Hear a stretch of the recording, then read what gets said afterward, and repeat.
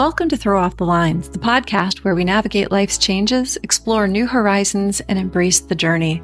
I'm your host, Stephanie York, an executive coach with a passion for charting new courses on the water and in life. Ready for some total change? Let's dive in. Hi there, and welcome to an episode of Perception versus Perspective.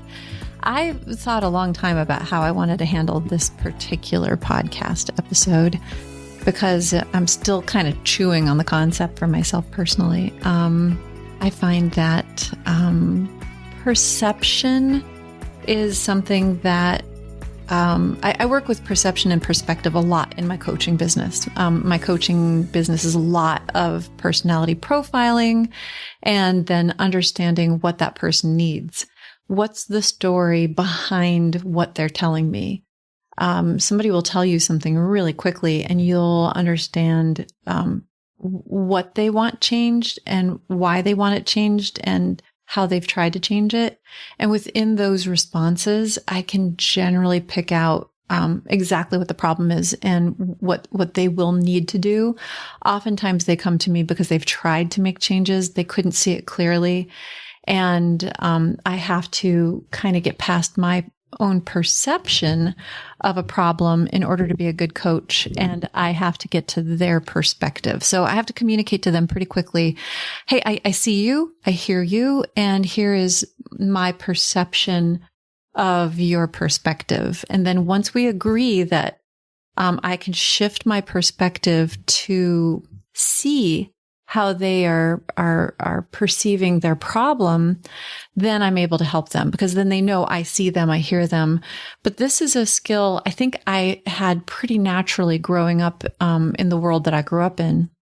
I had to see other people's perspectives a lot. I didn't have a lot myself.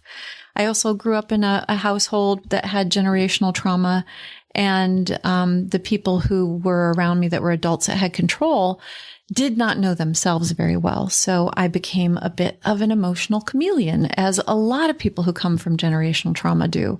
We often are, whether our parent is narcissist or our parent has addiction issues or our parent is addicted to drama or whatever is going on in that adult who's in charge and in control of you, you have to adapt to as a child. That's just a fact. So I became an emotional chameleon, which I think armed me with the skills to be perceptive and be forced to see from other people's perspectives right off the bat. And that led to me being a very successful salesperson. I understand what that other person needs. And then in turn, in coaching, it's one of my favorite things about working with other people. I have an ingrained sense of empathy. And this is a partner podcast to the critical thinking podcast. They kind of work hand in hand. Critical thinking skills are really lacking in society today. And my podcast on that talks about how to work on building back your critical thinking skills. You're going to need those to have a healthy brain as your body ages and to fight off most aging brain effect. You get stagnation, you get lazy thinking, you get habitual thinking, which is subconscious and it runs your life. And then you wake up one day and your brain's not working the way you want it to. So critical thinking skills go hand in hand with using our perception of somebody and their perspective of something to not only build empathy, but to build a better understanding. This is important for people who want to go out in the world and understand themselves. I mean, you still have to do all the work on yourself so that your perception is a healthy perception, that I'm not looking through a lens of unhealthy behavior or unhealthy thought processes. So you can't just go and practice these things in a vacuum. You also have to be working on yourself. So your own perspective of a situation is healthy enough to then be able to see the perspective from the other person's side. So let's talk just a little bit about these concepts. They're higher concepts. This isn't just, hey, get up and go eat your vegetables and exercise, which was definitely a part of brain plasticity and habit formation and habit formation and habit work is really, really important at just such a basic level. So if there's one podcast you want to listen to and this one sounds too heavy, go back to the habit one, go to the effort one, go to the change one. Those are really simple concepts. I give you simple steps on how to do those things. This is a much deeper message. And what I want people to think about when I'm coaching someone, they want to know, how can I grow my business? And outside of, once we do all the really basic ground floor work, which is clean up your database, clean up your message, clean up your scripts, get some habits together, follow up with past people, follow up with current people, follow up with places you can get business. Sit down, do your work, clean up your space, get your habits formed. All that stuff gets done and we're humming along. And how do we add on that next layer? That's probably why a lot of my clients will stay with me often for years, because as you fix one thing and you become more successful, you have another layer of additional things that bog you down. So you have to continually grow and learn. And a lot of my coaching is based on personality profiling. There's a circle and we all fit inside that circle. Our personalities are within that circle and some of our stuff overlaps with other people, which is great. I know you because you're so much like me. But what about in the big wide world when we're trying to develop business and we're trying to be good at what we do and we aren't trying to trick people into buying from us, that's a whole nother thing. This is, that is not this podcast. I want to do one on influence as well, because that's such a powerful topic. But when we want to understand the other person's personality, sometimes it's hard to get past it. It's not super complicated. I use a DISC personality profiling test, which is one of the oldest, and it's not super fancy, which is why I love it. It's 4 personality points. And we all fit primarily into one, and then we have a backup secondary one. So when you're only having to look at one of 4 things, it's much easier than, say, Myers-Briggs that has 16. And you got to get a degree in Myers-Briggs. I know how to use it, but it's not my preferred mode because it's cumbersome. And I want something that I can immediately understand who you are. Because when I understand who you are within 2 questions or 30 seconds and I understand your personality, I'll understand your drives. And then I'll know whether my product or my services will apply to you. And when we look at perception versus perspective in critical thinking skills, this allows us to step outside of our own judgments and our own system and look at things from another person's point of view. This is how you learn, and this is how you learn about other people, and this is how you can grow empathy. But if you just want to learn how to be a better salesperson or better at your job, maybe you've lost focus, maybe you're very distracted, maybe you have attention focus issues, which we all seem to have nowadays. This is one way to look at, how can I see things through that person's eyes to have a better, more solid understanding of what they need and how to best communicate with them. So let's start in with self-perception is how you see and evaluate and understand yourself. So that's perception, is how we see the world and how we understand ourselves. And it's influenced by what you think and feel, your experiences, your values, your self-awareness, everything that's happened to you in your life is your self-perception. And then subjectivity is, you're often subjective and can be biased positively or negatively, depending on your self-esteem, your mood, your cognitive distortions, how you are being impacted by what's gone on in your life. And I'll tell you what, hangry is a real thing. Do not try to reason with me if I'm really hungry, if I'm really angry, if I'm tired. That's not a good time to get me to be convinced to do anything. And you should be paying attention to the person you're talking to. If they're exhibiting any signs of being distracted beyond the conversation, you're not going to get the real person. So be aware of what's influencing your internal current thoughts and eat better. Do all the healthy stuff. Again, this podcast is all about working on a better internal dialogue and more. It's just, these are the things that I'm doing to make myself healthier and more aware. And I'm never done. So control. You have a sense of control over how you shape and refine your self-perception through reflection and personal growth, which is what the podcast is about. And you can control how you change yourself because you are in control of what impacts you But then go back to my habit podcast, because a lot of what you do is you are not controlling. It's just automatic. And then focus. You can focus on internal qualities such as intentions, motivations, and self-image. So you can impact your self-perception. Someone else's perspective comes from how they see and evaluate themselves and all of their life experiences and what they've been subjected to, and whether their current environment is in their control or not.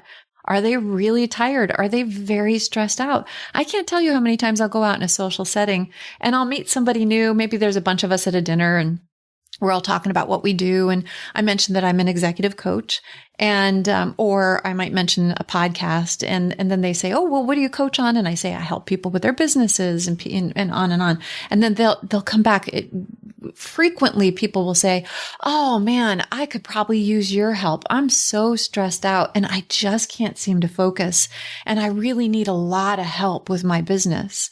And hands down, that's the largest response I get from people just out in the wild when I go out to a dinner or meet people at somebody's house for dinner.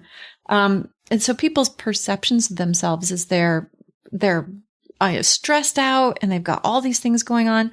So the reason I'm saying that is you might be looking at somebody across the table who you're trying to do business with, or who's trying to do business with you, and you do not know what's going on in their life. They might have had a fight with their spouse. They might have a habit issue that's really bothering them. They might be broke and trying to appear that they're not. They might be trying to show that they know more than they know. We just don't know what's going on with them unless we try to find out. So their subjectivity can be just as subjective as self-perception, but it's filtered through their worldview. And we don't know their worldview unless we try to find out. And then they focus on external behaviors. So your perception of somebody else or something else, and your perception of yourself is all based on your worldview. So when we're trying to understand somebody else's perspective, we're also trying to understand a little bit of their own self-perception. So there's ways that we're not going to say, why do you believe the world is flat? I believe the world is round. Well, we don't jump into that. Instead, we could ask questions to find out more about their self-perspective. And then we can get more about their self-perception through their answers. And some of the key things that we want to look at is that we want to make sure we are solid with ourselves. We know going in how we want to portray ourselves into a conversation or a setting. Be really sure of what your identity is. I have some people I coach that are scared to go to business events, and a lot of young people are afraid to go out in public. And I hear a lot of neurodivergent, and I'm extremely anxiety ridden when I go to new places. And I say that's your self-perception. You got to be careful with the words that you say to yourself. I'm also going to do a podcast on the words we say to ourselves, because it's incredibly important. But we want to make sure that as we go into something that we are aware of how we are feeling. And if you're going to go into a situation and you're not 100% prepared, thinking it through ahead of time and then knowing what your perception of yourself is and shifting that. I get anxious. I'm neurodivergent. I don't know what to say. I'm going to go in and I'm going to say, hey, I'm here to do this, this, this.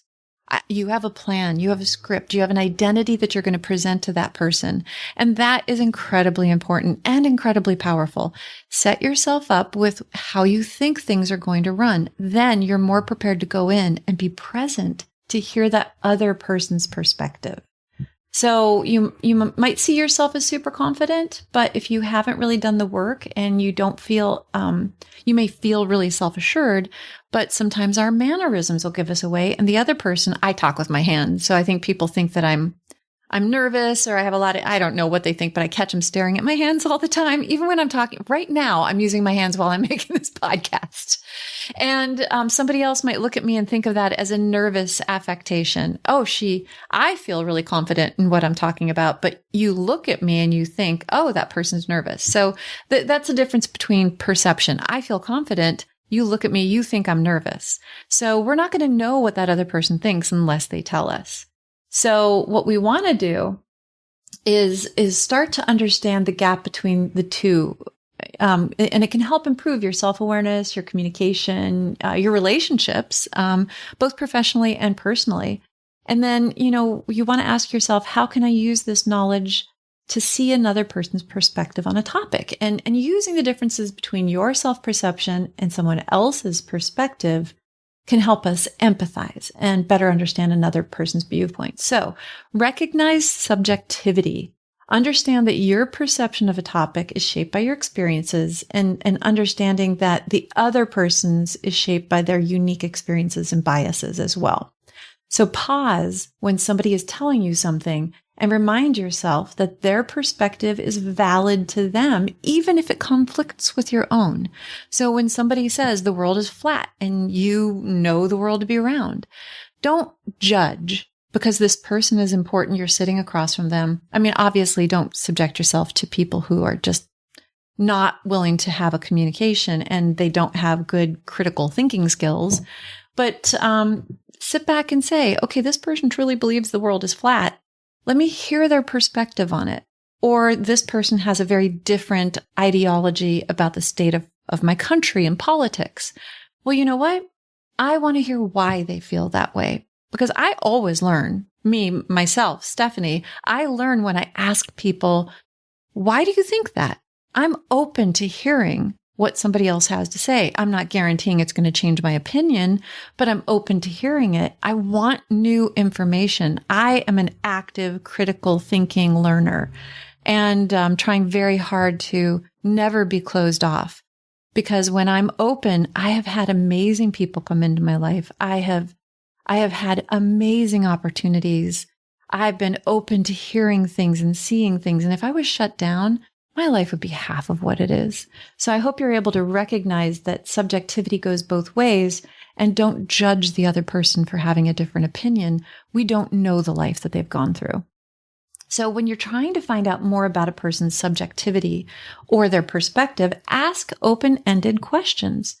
To uncover it, use thoughtful, non-judgmental questions. Don't say, well, you're stupid to believe that the world's flat. Of course it's not. that would kind of cut the conversation pretty short. But maybe you could ask, what makes you think that the world is flat? I'm curious. Do you have books on that, or do you have websites? I'd love to read them, because it's a fascinating concept that conflicts with what I believe, but I would love to hear more about it, and be genuine in that. In that genuine question is a ton of availability for you to learn. Somebody comes to you and says, you've got to call your referral partners, and you've got to call 50 of them a day, or you're wasting your time and you just don't have the bandwidth. Your anxiety levels are really high and you don't want to talk to 50 people a day and you feel like that's aggressive. Then you can look at them and say, I have to call 50 a day. What is your thinking behind that? What backs you up on that? What statistically proves that works?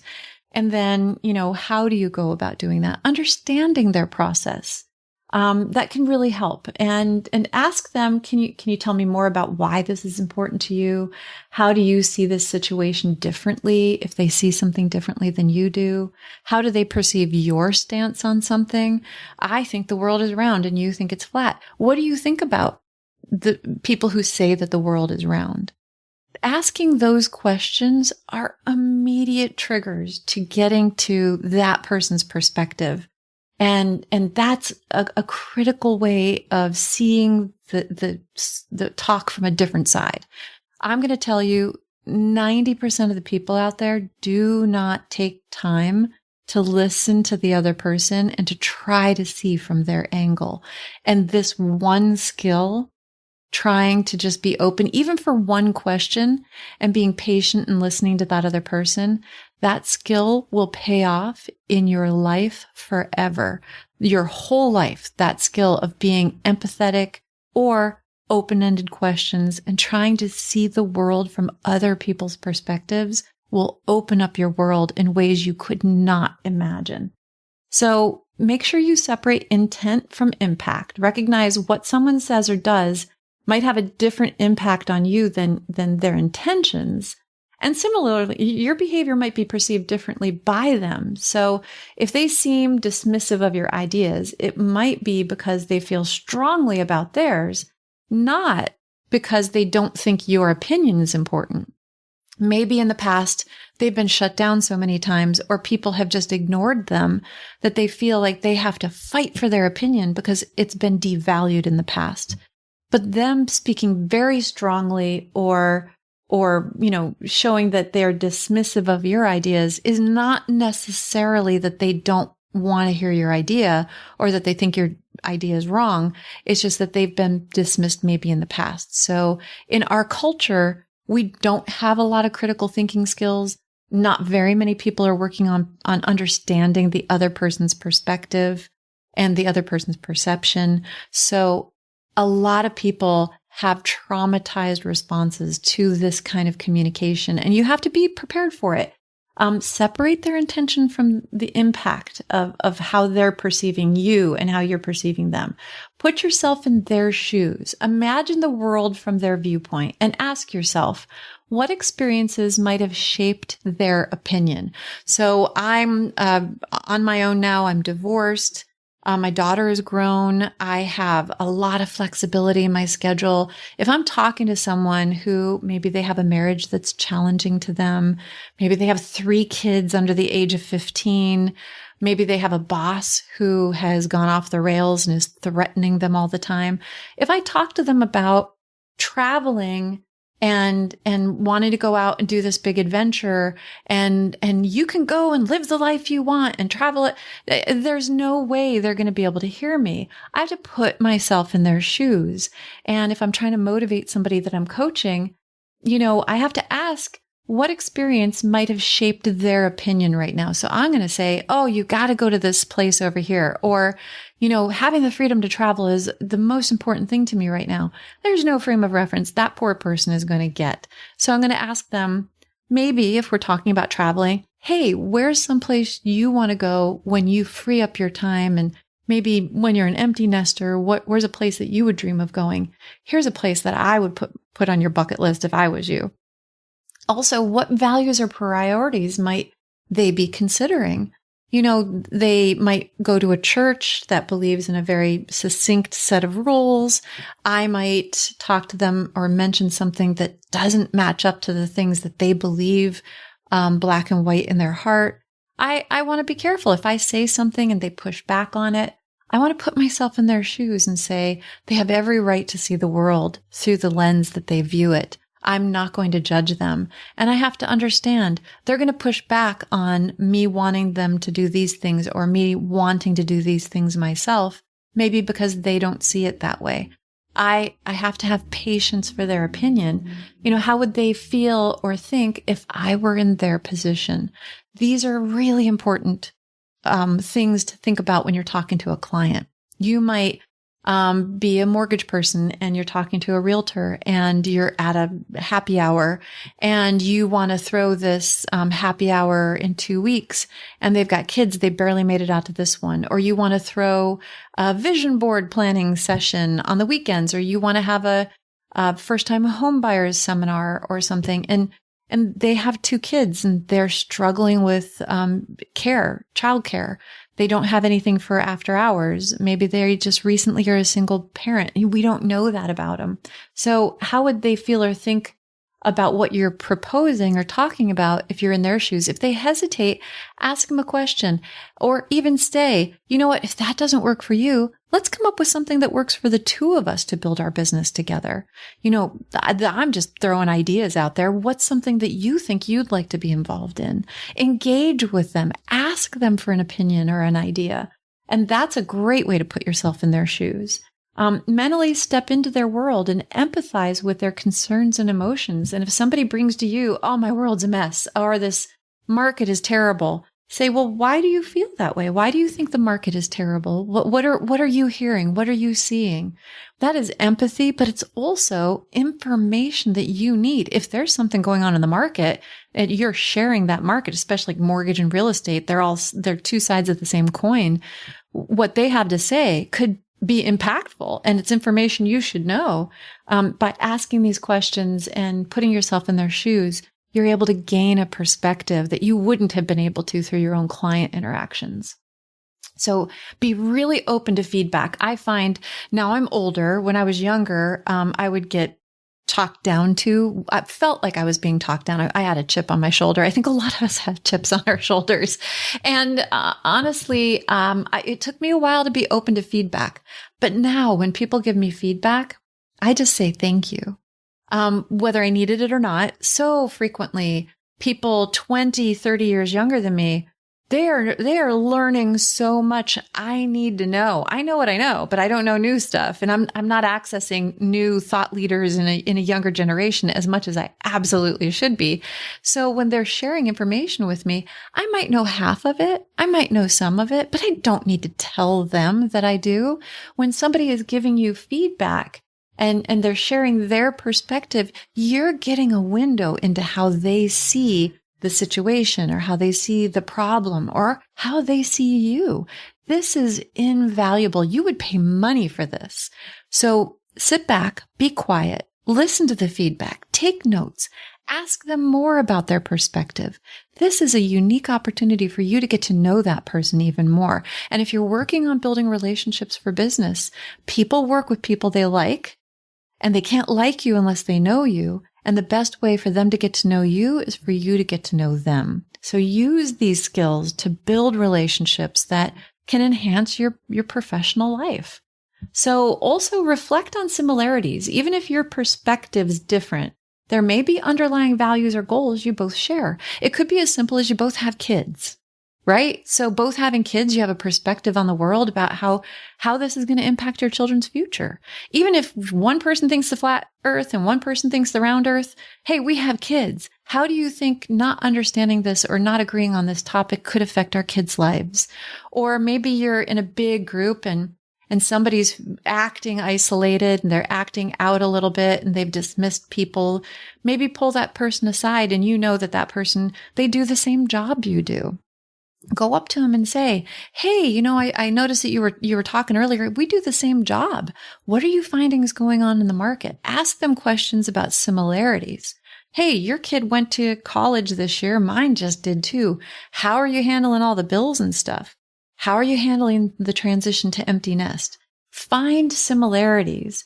Even if you and your coworker might disagree on how to approach a project, but both want the best results. Well, bring up, you know what? I'm bringing this to the table. I see you're bringing that to the table. We have some overlap. We must obviously be concerned about the same things. How can we work together on this? Because we both want this to work. Great. Another thing you need to do to get to this perspective is avoid assumptions.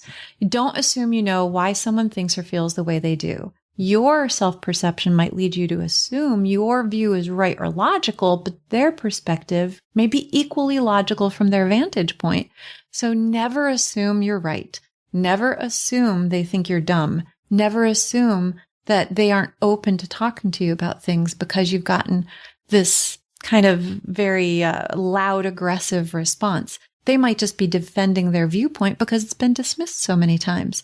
So calm the situation down and say, oh, no. I never intended to make you feel like I didn't think what you're saying is important. Obviously, if they're in conflict mode constantly, they're not critical thinking and they haven't been using critical thinking. That's not a conversation that could be productive. You might not want to engage with that person. And you're going to run across a lot of those. As you get healthier and you learn to use these skills more and more, you're going to run into a lot more people that don't know how to have critical thinking conversations. And you're going to find a lot of people who do not care about your perception whatsoever. More so in society, I mentioned this before, there's podcasters and there's professional people in the world who are teaching people to stop thinking critically, teaching people to not have empathy, and teaching people actively to dismiss other people. And in society, that's how larger corporations control us, is when they can get us to stop listening to each other and they can get us to stop caring about each other. That is when we lose critical thinking skills and we are much more easily manipulated and controlled. And I'm not saying there's a bunch of mental mind control stuff going on out there. Please don't think that I'm saying that. I'm just saying that if you want to have a healthier, better lived, more fulfilling life with a lot more success in business, and if you want to be able to see pretty quickly, people who are unhealthy, you'll know how to deal with them really quickly. You won't go into critical thinking skills. You can go into influence skills. You can go into some manipulative tactics if that's what you want to do to get out of the conversation, to make them feel like they're heard. If they're just going to go towards being a very aggressive viewpoint, get out of the conversation as gracefully as possible, because you're not going to be able to apply empathy to a situation with someone who does not have any empathy. I mean, you can feel bad for them that they aren't using critical thinking skills, and you can feel bad for them because they're so walled off in their ideology, but we don't need to necessarily engage with them. But sometimes we have to engage with them. We might have a boss who's treating us really badly, who has no critical thinking skills. And that's where I coach my clients through dealing with relationships that are really, really difficult, and understanding the personal drives of other people. Personality profiling is amazing. So some ways to imagine you're debating controversial topic with a friend. 5 steps. You want to pause and reflect. Recognize that the viewpoint comes from a unique experience from the other person. Just pause. It's okay to even be quiet for a moment. We don't need to fill gaps in. Ask what experiences or ideas led you to think this way. So I really would love to know more about this. What makes you think that about that? And then listen, focus on their words. Without interrupting or preparing counter arguments. Don't have your mouth hanging open like you're going to respond while they're talking. Really listen to them. Pick up key points. And this is hard because a lot of us have attention issues, but take out a piece of paper. I have a lot of my clients. Take out a piece of paper, open a note on your phone while somebody's talking to you. Take notes. They will never be upset that you're taking notes when they're talking. I have yet to meet a person that is mad that I'm taking notes, that they're communicating with me. They love that you're listening that well. You're valuing their contribution, and you're treating them with respect. They will see that, they will recognize that, and they will appreciate that every time. And then summarize, reflect their perspective back to them. This goes in communications with relationships. A lot of relationship therapists will say, reflect back what you heard from your partner. Again, it's perspectives and how we see each other. So if you say, so you believe X because of Y, am I getting that right? This is what I'm hearing. You say we should do this and this and this, and that's what's important for you right now. I just want to make sure I get what's important to you down so that we can align together.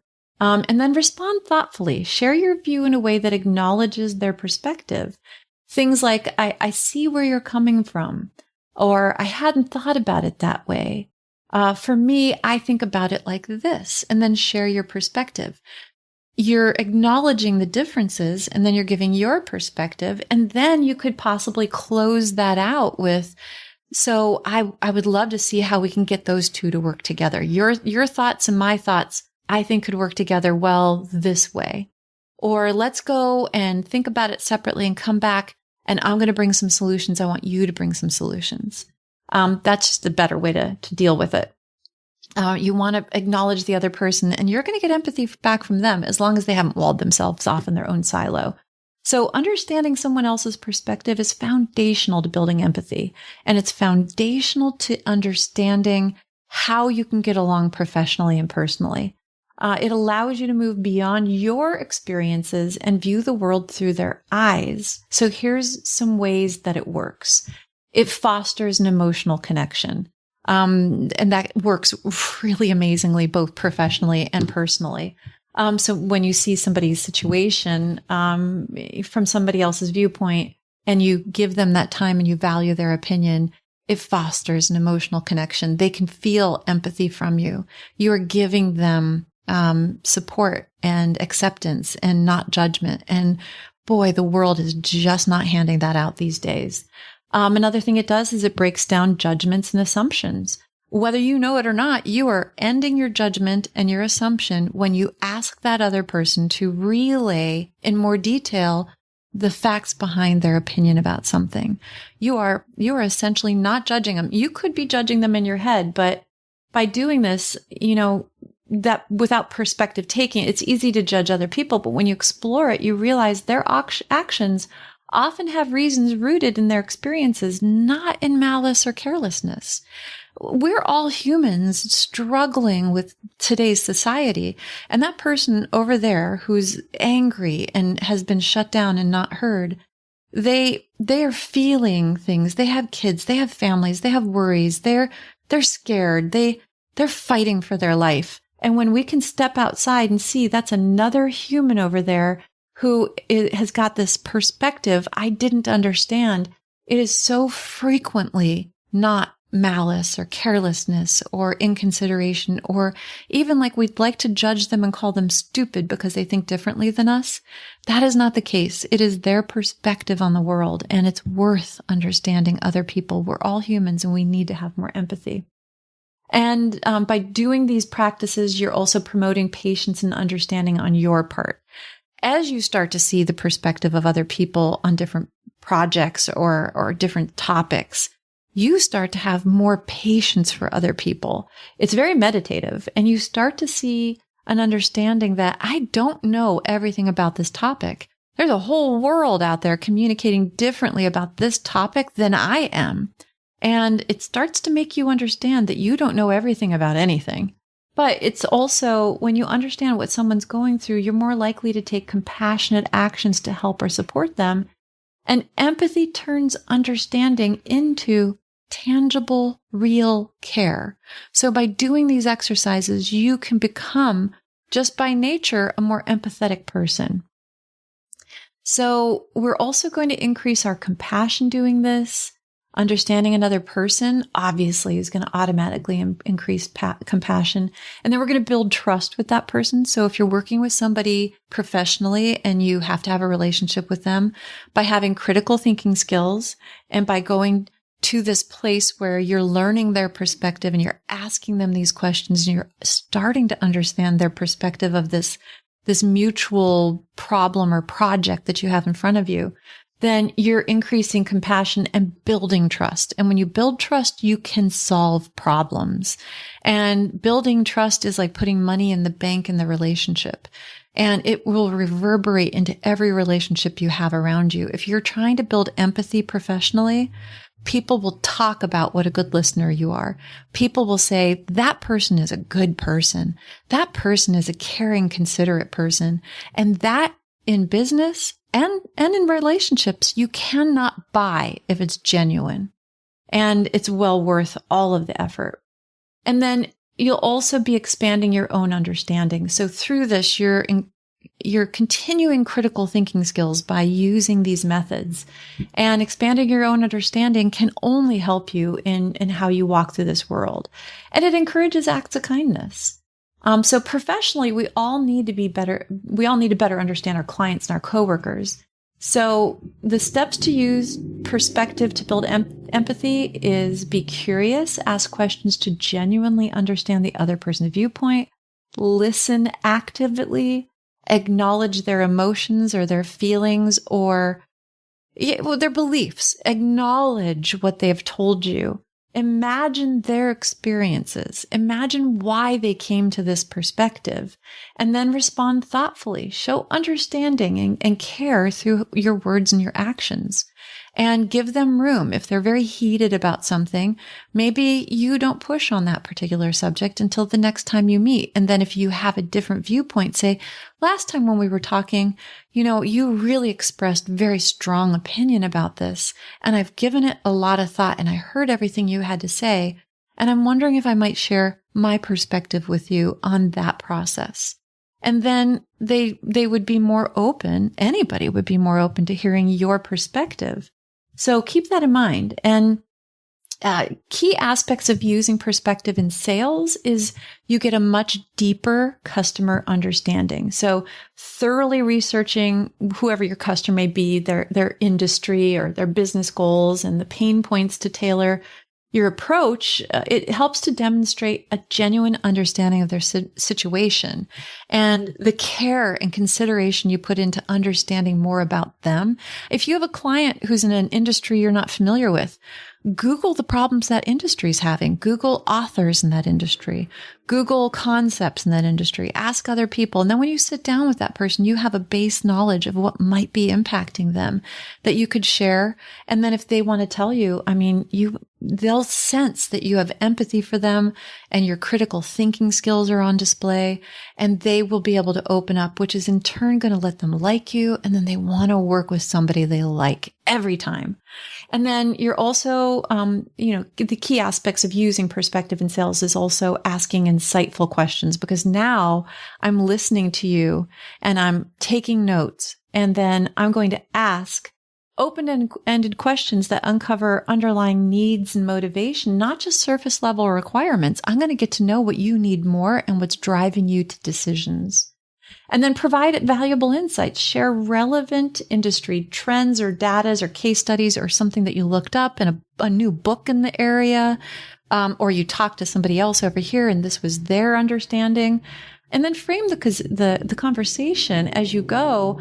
And if you have a product or a service, position it to achieve their desired outcomes, because now you understand where their needs are. You know where their pain point is, and not just a features list, but what components about what you're doing, your services, or hey, if we're working together on a project, what do I know in my beliefs, and how can that work with you, what you know in your beliefs in coming to problem solving?